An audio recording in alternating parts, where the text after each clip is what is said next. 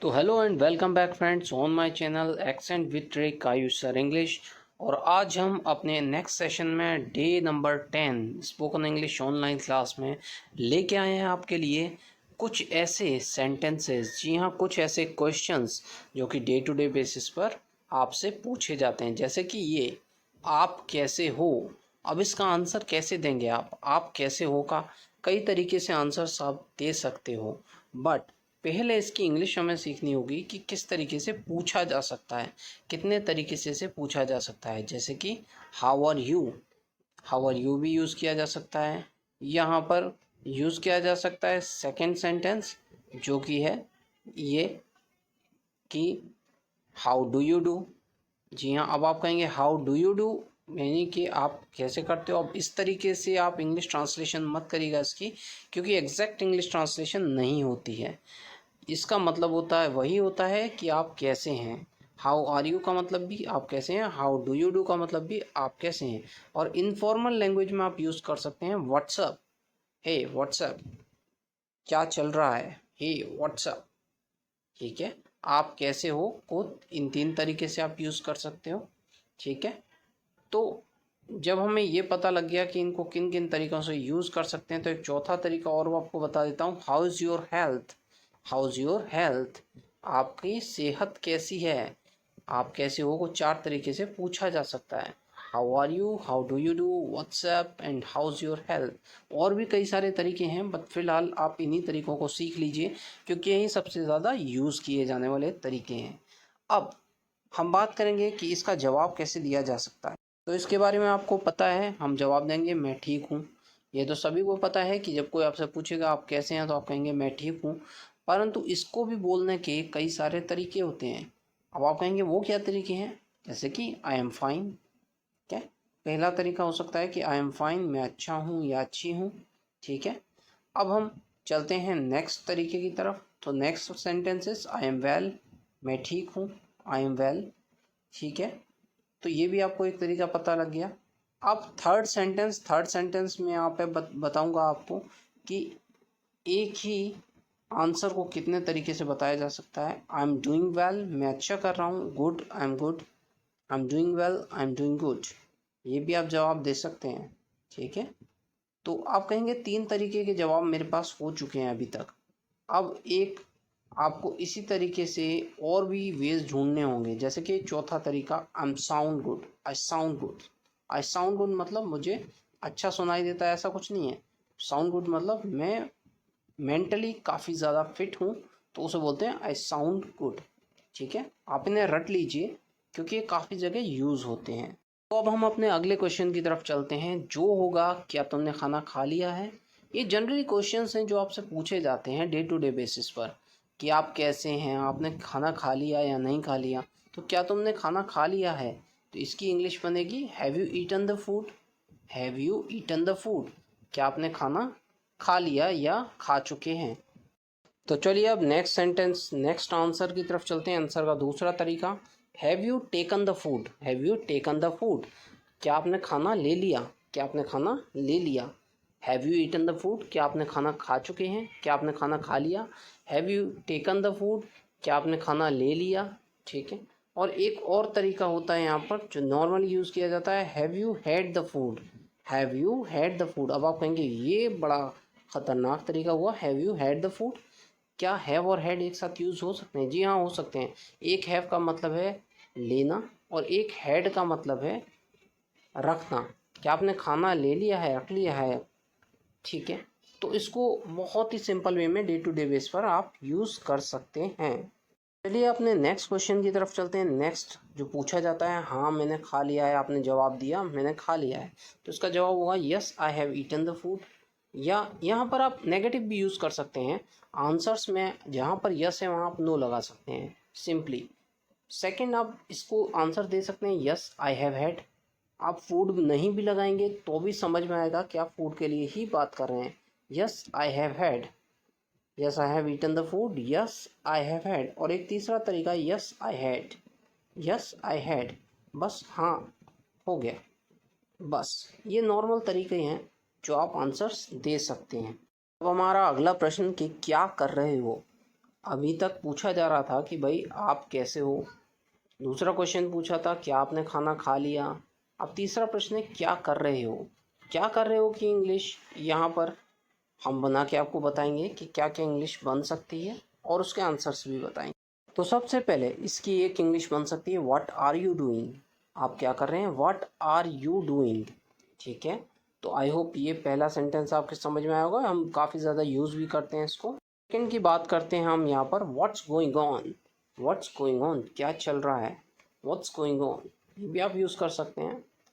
बहुत ही सिंपल है और बहुत ज़्यादा यूज़ किया जाने वाला सेंटेंस है। ठीक है, आप कहेंगे नेक्स्ट क्या रहेगा, तो नेक्स्ट होगा इसका हाउज एवरीथिंग गोइंग ऑन। सब कुछ कैसा चल रहा है, हाउज एवरीथिंग गोइंग ऑन। आप किसी भी तरीके से पूछ सकते हैं, तो what are you doing, what's going on and how's everything going on आप रट लीजिए, क्योंकि काफ़ी ज़्यादा यूज़ आएंगे ये। इसके आंसर्स की तरफ चलते हैं।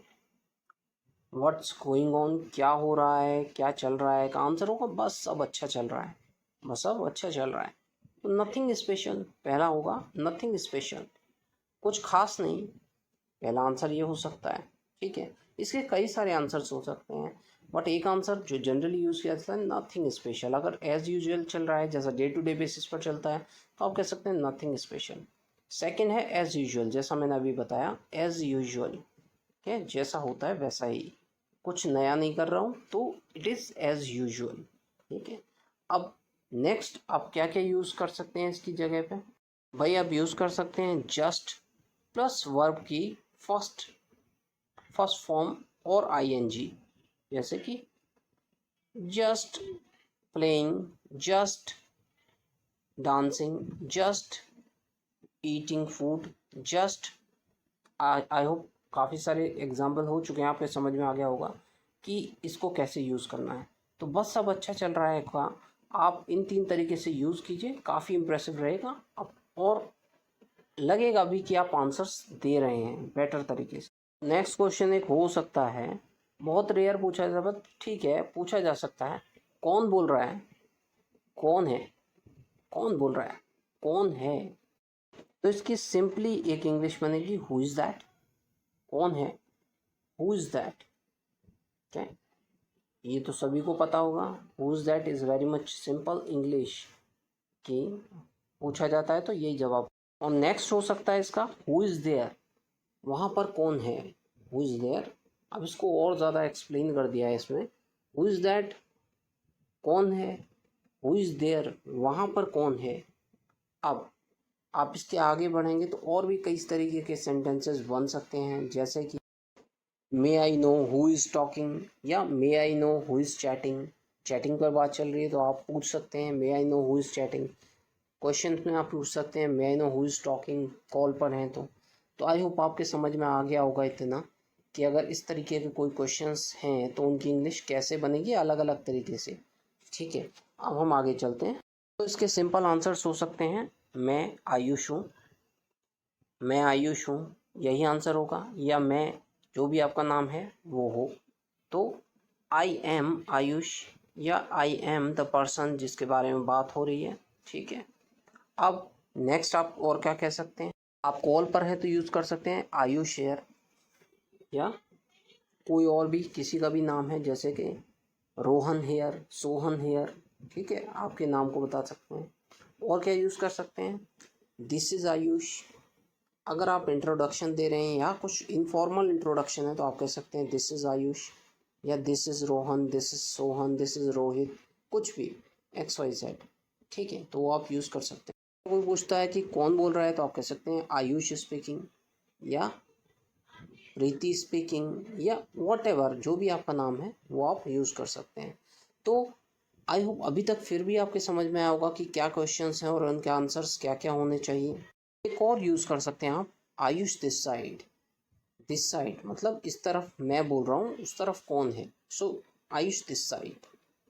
दूसरा, अगर आपके घर पर कोई मेहमान आया है तो ये क्वेश्चन बहुत ही ज़्यादा रेयर, बहुत ही ज़्यादा यूज़ होने वाला क्वेश्चन है, क्या आप चाय लेंगे, क्या आप चाय लेंगे, ये क्वेश्चन है। इंग्लिश बनेगी would you take tea, would you take tea, ये क्वेश्चन है वुड यू टेक टी। और किस तरीके से बन सकता है ये, इसे और देख लेते हैं। तो एक और बन सकता है would you like to take tea, क्या आप चाय लेना पसंद करेंगे। Would you like to take tea और ज़्यादा प्लीजिंग है, और ज़्यादा अच्छा लगता है सुनने वाले को कि आप उनसे पूछ भी रहे हैं कि भाई लेना भी चाहोगे या नहीं, या ज़बरदस्ती आपको पिला रहे हैं। ठीक है, तो एक ये बन सकता है क्वेश्चन। थर्ड बन सकता है इसमें would like to you have some tea, would you like to have some tea. So would you like to have some tea मतलब क्या आप थोड़ी चाय लेना पसंद करेंगे। ये और ज़्यादा प्लीजिंग हो गया, और ज़्यादा आप उनसे पूछ रहे हैं, आग्रह कर रहे हैं वो कि would you like to have some tea, थोड़ी चाय लेना पसंद करेंगे। और थोड़ा इनफॉर्मल होते हैं तो कह सकते हैं can we have tea together, can we have tea together, क्या हम एक साथ चाय पी सकते हैं। काफ़ी गर्मजोशी का परिचय देता है इस तरह का क्वेश्चन, तो आप ये भी यूज़ कर सकते हैं। तो किसी भी परिस्थिति में अलग अलग तरीके से आप अलग अलग सेंटेंसेस को यूज़ कर सकते हैं। इनके आंसर्स भी देख लेते हैं। हाँ मैं चाय लूँगा, हाँ मैं चाय लूँगा, ये इसका आंसर होगा।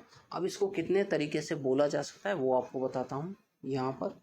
पहला तरीका है यस श्योर, ज़्यादा नहीं बोलना है, यस श्योर, हाँ ज़रूर। क्या आप चाय लेना पसंद करेंगे, yes sure. Would you like to take tea, yes sure. Would you like to have some tea, yes sure. सारे क्वेश्चंस के एक सिंपल आंसर आप दे सकते हैं। सेकंड यूज हो सकता है yes I would, yes I would, हाँ मैं करूँगा, हाँ मैं करूँगी, या हाँ मैं लूँगा, तो यस आई वुड।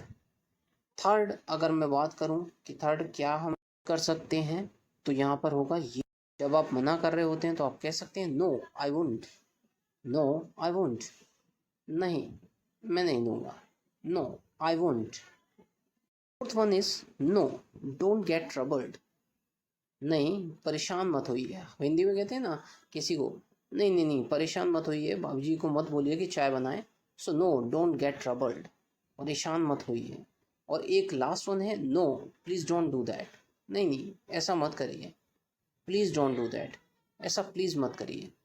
जब आप इंसिस्ट कर रहे हो किसी चीज़ के लिए और आपको वो नहीं करना तो आप मना कर सकते हैं, no please don't do that. I hope friends आपको मेरा वीडियो पसंद आया होगा। अगर पसंद आया तो please share my video as much as possible with your friends and colleagues. And friends मेरे चैनल को सब्सक्राइब करना मत भूलिए। Thank you for watching my video. Have a nice day.